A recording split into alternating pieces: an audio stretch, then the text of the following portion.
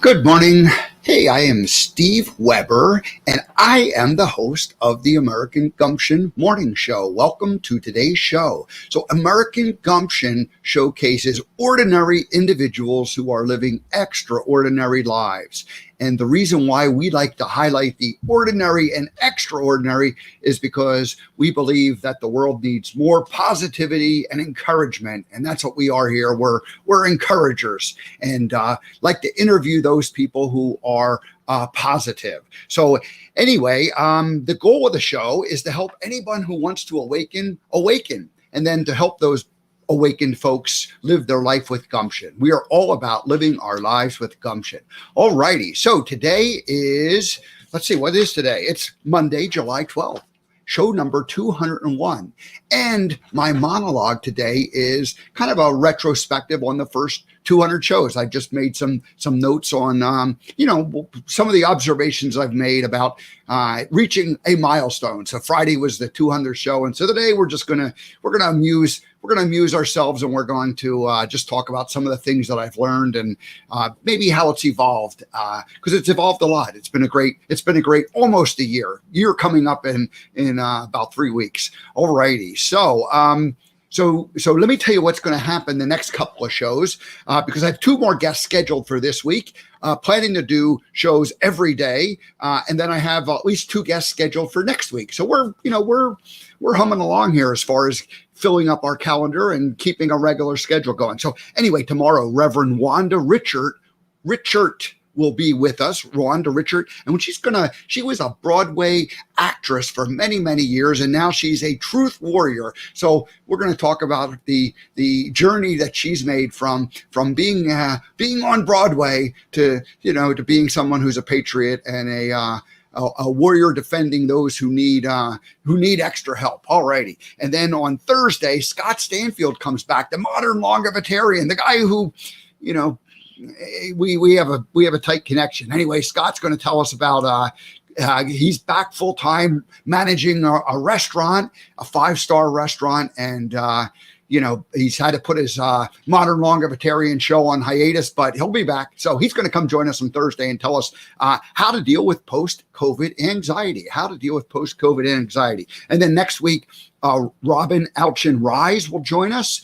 She is a doctor, PhD, and her company is Evolution Performance Psychology. So she'll be here either Monday or Tuesday. Don't know that for sure. And then next Thursday, Aaron Avila and Deborah Sweezy, both from Stroke TV. They are doing a interview where they interview people who are stroke survivors. They are niched on that particular topic, people who have had a stroke and survived, and they've got their own community, and they're going to join us and tell us about that. That'll be next Thursday, a week from Thursday. Alrighty. So here we go. Let's see, I got a couple of Natalie Coleman's in here joining us, and I'm going to be a guest on Natalie's show later on this afternoon, or at 3:00 our time, 8:00 her time. So yeah, we will see you later, my dear Natalie. Thanks for joining us. All righty. So now I think that's it. I got the announcements done, and I mentioned that the monologue is the first 200 shows. This is all we're going to do. We don't have a guest today, so I'm going to do this little monologue. I'm going to expect it's going to be about 20 minutes, but let's just say we'll be done. We'll be out of here by half past the hour. So we got 25 minutes to plow through this, and maybe even quicker than that. All right. So 200 shows. It's kind of a nice milestone. I just started on August 3rd, and I did 5 shows that week, and I did 5 the next week, and I did 20 shows in the month of August last year, and I did 20 shows in October through December. So the first 5 months, I did my first 100 shows, and now we're into the 7th month, and I'm getting to 200. So slowed down the pace a little bit. Decided that if I do 16 and a half shows a month, and that's 100 shows every 6 months. That's 200 shows a year. That's a little easier in terms of like a pace, and doing 5 a week was pretty tough. Keeping it filled up with the schedule with the guest, and so anyway, it's all good. Just natural evolution. It's like, hey, what are you comfortable doing on a regular basis in terms of how much I can manage? So anyway, I slowed down my pace a bit at the beginning of the year. Now, when I got started, I needed throw a huge gratitude to Miss Gratitude herself, Debbie G, Spirituality Gone Wild. She invited me to be part of that community. I was thinking about starting a show, but I was thinking I would just do it on my own. And Debbie invited me to come in and to, so, her and the other members of Spirituality Gone Wild welcomed me and allowed me to kind of get a start in a way that, was just comfortable and easy to be part of that group. And I learned how to use StreamYard, the broadcast tool that I still use to this day. And it was, Debbie and her team at Spirituality Gone Wild were using it. And so it was an easy thing. And I already knew about StreamYard, but just being able to be comfortable with that group of people, with the tools that they were using, it allowed me to get started where I didn't have to worry so much about that kind of stuff. I just felt like I was part of something. So I want to just first and foremost say, Debbie, thank you so much for the fact that you welcomed me in and allowed me to get started in a way that was easy. All righty. So right from the get-go, I decided that I was going to take it serious. I was going to try to make this a professional broadcast. And retrospectively, there's probably a few things I did that were a little bit, maybe a little too formal, but that's okay. But things like production value, the theme songs, the opening song, the closing song, first time guests, those are all things I pretty much had right at the get-go and decided, hey, they had to be part of what I was going to do. And I had this vision for regular guests, not so much like regular guests coming back for a long form interview, but rather regular guests who might pop in and do little tiny segments on a regular basis. The only one who really worked out that way has been Brandon Schaefer. So huge shout out to Brandon, simplebusinesshelp.com. Brandon shows up almost every Tuesday. I don't know the number of times he's been on the show let's see, it's been 52 weeks, comes on Tuesday. I'll bet he's been on 40 times. So that I'd have to count to know the exact number, but he hasn't been here every week, but just about, certainly 3 out of 4 weeks. So Brandon, thank you so much for being part of it. Other Spirituality Gone Wild show hosts, this was kind of my vision. It never quite worked out the way I thought, but I thought they might come on a regular basis to the morning show and promote whatever show they were. I was kind of one of the only ones doing a regular basis. Debbie G was doing a regular show, although, over the several years that she's had Spirituality Gone Wild, it kind of ebbed and flowed in terms of whether she was doing it, 5 days a week or 4 days a week or once or twice a week. So but anyway, I started, I'm going to do this on a regular basis. And hey, I thought it would be great if the other people doing regular broadcasts came on and, did a regular segment. Didn't really work out that way, but that idea still could happen, and I think still will happen as this show goes along. But certainly Joan of Angels and Serenity Sam, who are both part of the Spirituality Gone Wild, we attempted to do regular segments with both of them. Now, one thing that kind of surprised me was that there became regular guests, Nikki Roscoe, Natalie Coleman, and they came back on, pretty much like every 3 weeks, 4 weeks for, the first 4, 5, 6 months of the show. And so both of Natalie and Nikki ended up appearing, have been probably on the show 7, 8 times, maybe, in the year that I've been doing this. So, huge thank you to that. Now, what that taught me is that you can have a guest come back and you can expand on topics. You can go deeper on it. You can focus on one particular thing and have that conversation about it. In the case of Nikki, she had all these different modalities that she used to work with her clients, Reiki, crystals, others, like I'm drawing a blank now with the all of them are, but we went through each one of those topics on a deep dive on the interviews. And then she just published her book and we had it. So we went back into the crystal thing the last time she was on.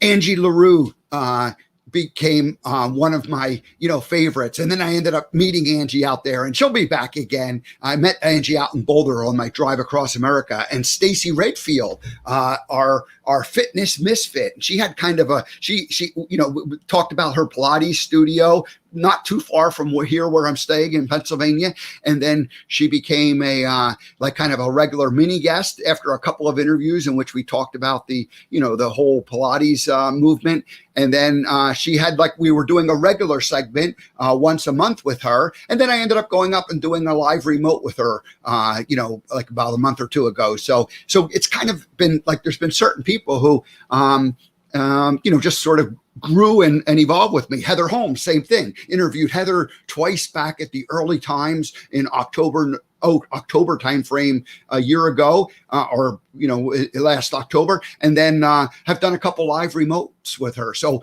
grateful that we're opening up, and this idea of doing remotes with people. I'll talk about that in just a minute. All right. So and another thing that I had to do right at the beginning was booking guests, creating a database, your Rolodex. But I set up an electronic database and started a system so that I could track people, monitor, who I reached out to. And I would say this, I'm not as good at like opening up my database day in and day out and following the procedure and working my list. But rather what I do is I just keep adding to people, and I kind of just reach out to them, and I've let them kind of come to me. And so I haven't tried to force things. I try to force things in the sense that I reach out to people and initiate the conversation. But if they don't really, if it doesn't work out and, they get lost in the shuffle, and then, circle back to them later on and see if they're ready to go and do something then. So that's how that whole thing has happened. Other systems, though, writing the bios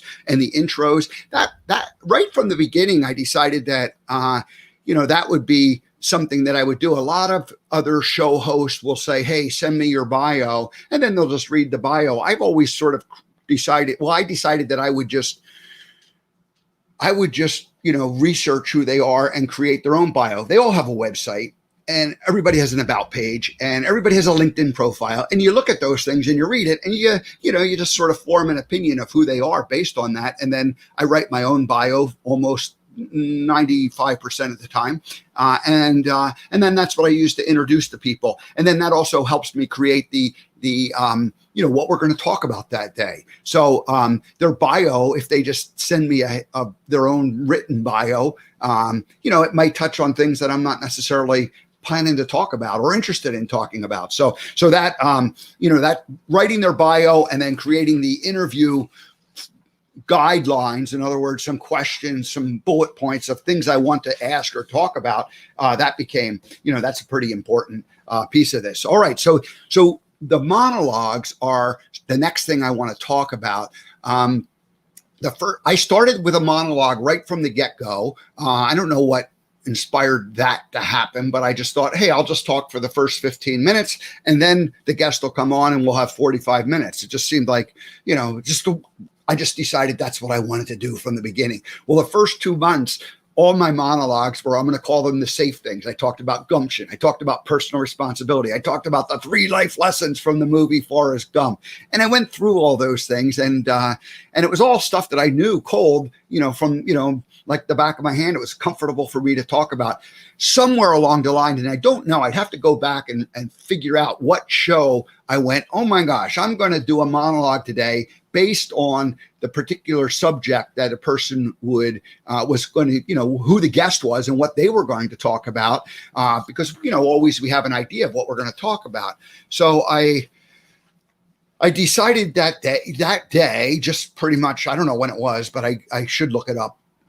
Anyway, that day I said, hey, I'm just going to write my monologue. And it was something new. It wasn't one of those like things that I had been talking about for the last 10 years, gumption, personal responsibility, 3 life lessons from the movie. It was something else that I knew something about, but I hadn't necessarily been part of my regular conversation that I had as a professional speaker. So I wrote that monologue that day, and almost instantly, that became the new routine. So every day I would like to look at who is the guest, what are they going to talk about, and then, how can I, expand my topics that I talk about, and essentially my monologues became some kind of a, one little piece of what they're going to talk about, and I would just share a story about my own experience or my own beliefs on a particular topic. And so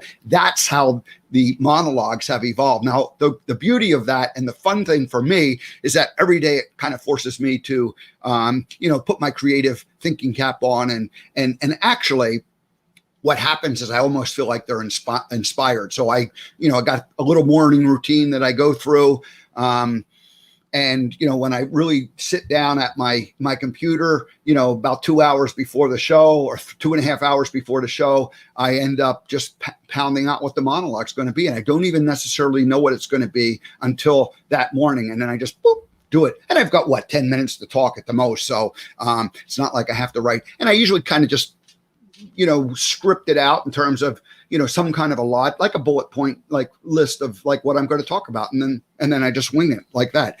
One of the things that's happened over the last couple of months, I would say 2 to 3, maybe 4 months, is I've started using Google Slides, like a presentation software, and sharing my screen and actually creating presentations to go along with my monologues. Now that's great because it ends up, being more visual and it helps explain a topic. I've had a couple of interviews where I've had people who are artists, or Serenity Sam last week with her paintings. And so I can have those, I can show the different art or painting or pictures that they have, and then let them kind of follow along and explain things. So that's kind of a fun thing to do. So it's basically storytelling. It's a better way of storytelling. It's not just the words that I'm using like I'm using today, but rather I'm adding in a slide. If you know Amazing Polly from Canada, several years ago I discovered her on YouTube. She since has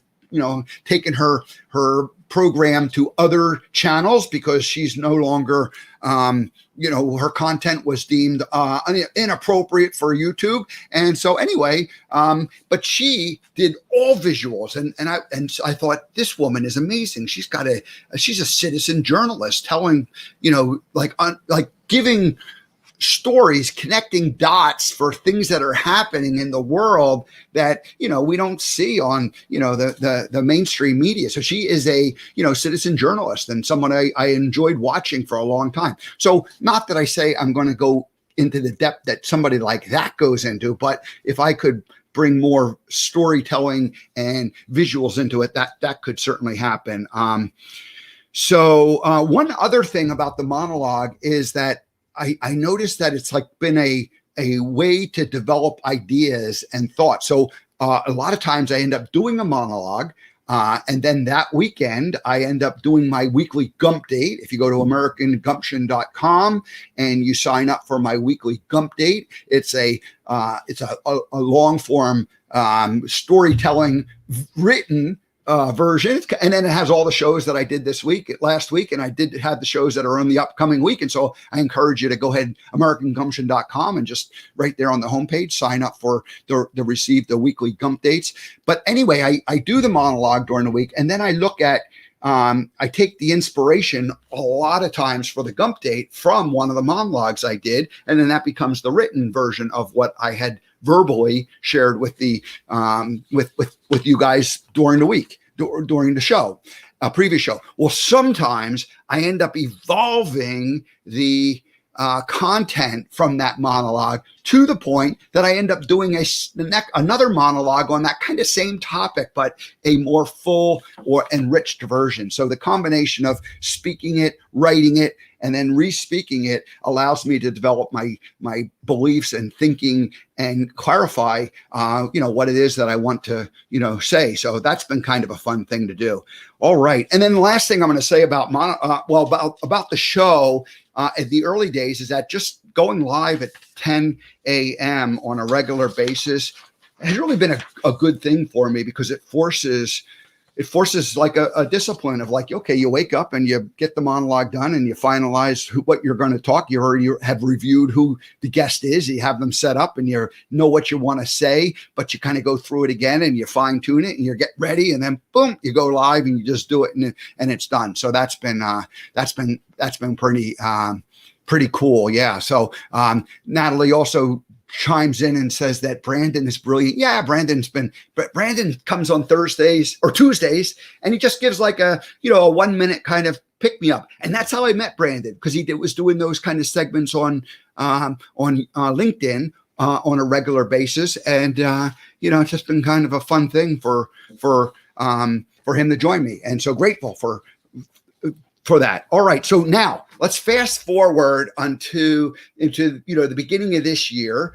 And I end up learning that there's an opportunity there's a need for a vehicle on the West Coast to get transported to the East Coast. And their family members are talking about putting the vehicle on one of these carrier trucks and sending it across the country. And I'm like, hey, can I fly to California and drive it back? And so that's what happened. And I ended up driving it back. So I left here on mid-March, and I got back here in early April, about the 10th of April. And so it was like about 3.5 weeks where I was out on the road driving across the country. That was pretty much a game changer. And Natalie says that she says that who needs Red Bull, and Brandon gives you his energy. Yeah, Brandon's a high energy dude, and he had a birthday yesterday too, Natalie. So there you go. All righty. So anyway, the drive. So I thought the drive was like I said, it's going to be a fun thing, and it's going to be a chance for me to test broadcasting from the road. And I took essentially the equipment that I had here using for this show, and I thought, well, maybe I can make that work out there. And for the most part, I was able to make it work. I ended up doing 10 shows from the road. It was definitely a challenge in the sense that the tech didn't work as good as I would have hoped it would have worked. So I learned that. I went, okay, I need a different set of, I need some additional tools, and I need some different ways of thinking about how to do the show than when I was just doing it from the comfort of, a studio like, where I'm at now, where it's everything set up and you just turn it on and you go. So having that equipment be portable and then I have a list of stuff that I will need as I get going. And I also have a design for a studio inside of the RV that I end up living with and traveling with as I get out there, because that will be the easiest way to have this type of a studio with me. And then I can also take that same equipment that's in the studio, and use it portable as I go out and about, meet people different places. So that's, that was like one of the really beautiful things about doing that drive across the country was I learned all that stuff. The other thing I learned is that there's an on-air camaraderie when you do a live show with somebody sitting there physically with them. Now, up until then, COVID had us locked down, and it wasn't necessarily appropriate for me to be, going out and doing, shows where I wasn't, using my studio, and they, was using basically, digital technology to connect us and put us in the same location, or put us on the same screen at the same time having a talk. So anyway, there was like I said, an on-air chemistry and a camaraderie that I really liked and I could feel. When I worked with Victoria Reynolds, several shows we did together, I felt it. When I went out to Palm Springs and Dr. Sharon Stroud, I felt it. Just being next to the person, it made it easier to communicate, because it was easier to go back and forth when we're using this technology. You don't want to step on the other person and jump in too much, and yet at the same time, it's a little bit harder to feel the energy of when you can jump in and just say something real quick, and when you need to, and so anyway, it works. Either one's perfectly fine. But it's just it's way better in person. Zoom good, Zoom good, in person better. There you go. Zoom good, in person better. All right. So and then the other thing I should say about the American people, just the kindness and the goodness of people, being with them, this whole lockdown thing has been, not good for our human psyche, because we've isolated ourselves. So that's all I'll say about that. As I got back, I realized that it was a great opportunity to do a reset in terms of American Gumption and this show. First of all, because the original intention was that I was going to be out there traveling around the country, interviewing people. And then, of course, the show began virtually, and that was all appropriate. But the country was starting to open back up again, and so I just thought, oh my gosh, I have a great opportunity to do a reset as a result of that trip. So when I got back, I had no momentum going from before, because it was a 3.5 week lapse between when I was doing the show, and so I needed to kind of refill the pipeline in terms of guests and so anyway, I made some decisions that I was going to definitely look at everything and sort of start to reevaluate things. And so over the next couple of weeks, I ended up I defined certain things that I kind of had figured out in my own mind, but I hadn't necessarily put down on paper. And I ended up doing monologues on all these. So the purpose, vision, mission of what American Gumption was all about. The American Gumption topics, a super huge, important idea in terms of, what conversations am I going to have on a regular basis with people? What are the categories? It's a variety show, but I wanted that defined. So I ended up going ahead and doing that. Just a Gumption overview. And then the whole idea of the bench skits and speaking Gump, which had been, my brand for 10 years, and the opportunity to go out and communicate with organizations that need help with some type of with some message that they're assembling a group of people and they want that group of people to get their message. So the idea of speaking Gump combined with the bench skits and the Forrest Gump character, that all came back to life as a result of, coming back and re-looking at things, and the fact that the country was opening up and people were starting to meet again in person. Most recently, in the last, I'm going to say 4 weeks or so, the whole idea of patriotism and freedom and truth has come back strong. That was something that was on my initial idea, but it wasn't anything that I ended up doing for those first, 9 months or so. And so the last couple of weeks, I've tuned back into that community that I had been very much a part of for many years. And then sort of in this, like when I left Montana and ended up back here, I kind of lost touch with those folks, but re-engaged with that. And so see myself going more in that way. So and I started rethinking the broadcast, from a professional point of view, because I just made a plan at the beginning and I just sort of stuck with it for the most part. But the format in terms of shortening the intro and the outro songs, haven't done it yet, but they're a minute long. They could be 30 seconds. The idea of repeating guests, I didn't have like that just evolved. I never planned for that, but people like Nikki, Roscoe and Natalie, who joined me all those times, I now see I'm looking for guests that I can bring in, do an intro show of who they are, and then deep dive 7-8 weeks, or maybe not that long, but at least 3 or 4 different shows afterwards where we kind of go deep. I like that format. So that's sort of something that's happening. And then the monologues, I think we can improve those to be a little more, more graphics and better storytelling and tightening. And I can take some of the same monologues that I did months ago and just kind of upgrade them and add those extra elements to it with, some graphics and stuff. So that I can see happening. All right. One last page. We're at 10:29, so I'll give some another 5 minutes and we'll be out of here.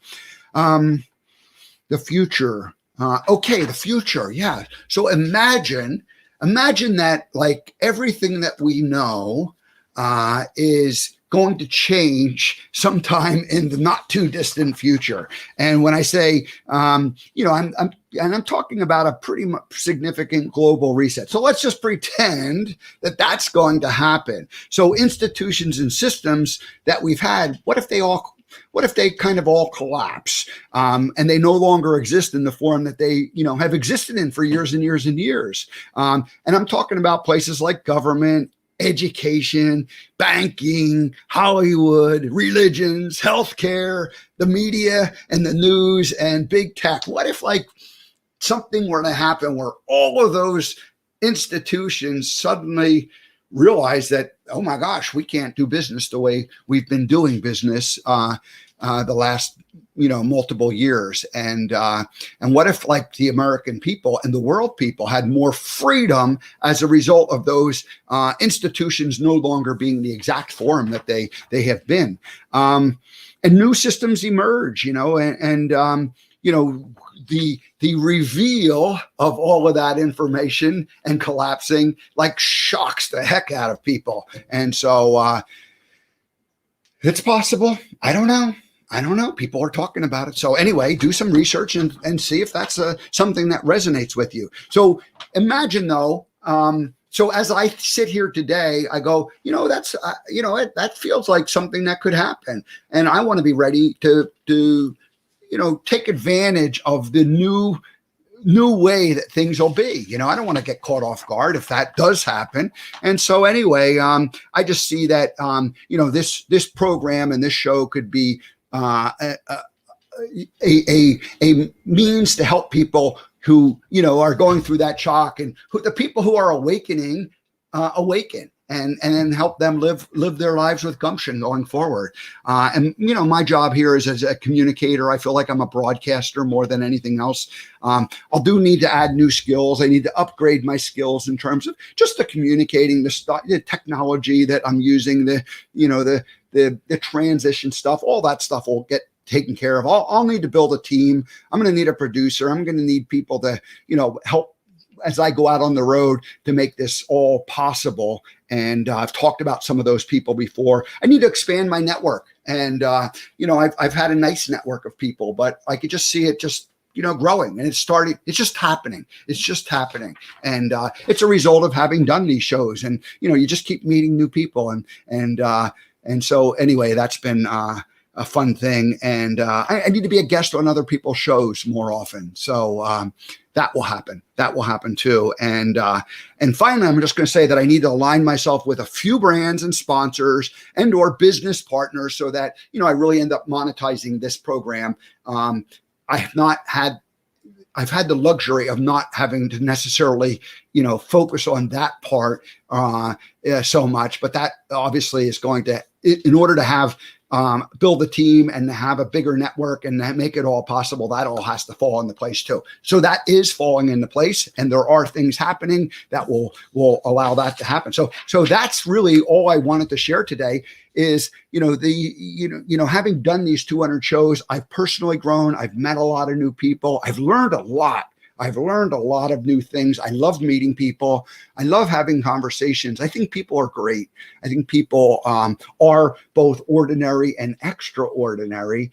And, I feel like my job is to spotlight those people and then allow them to shine and then allow, people who are attracted to them, attract to them. And, I'm just a networker and a guy who talks and shares stories. And of course I want to do it from the road, and I want to be, meeting the American people. It's called American Gumption for a reason. The idea is to travel.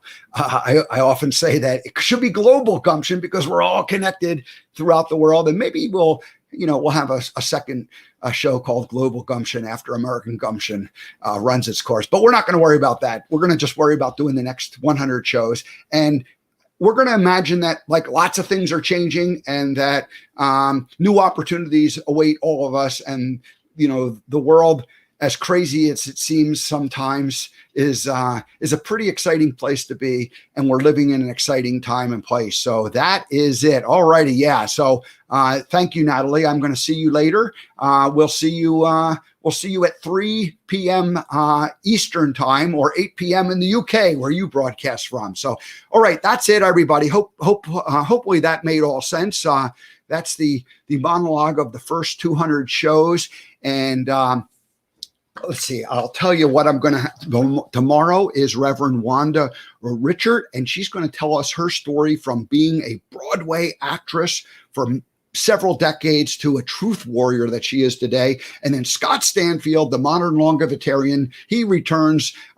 He's been on a guest on the show several times. He's going to come back, and we're going to talk about how to deal with post-COVID anxiety. All right. And a couple guests next week. I'll tell you about them as the week goes on. Have a great rest of your day, and we'll see you tomorrow.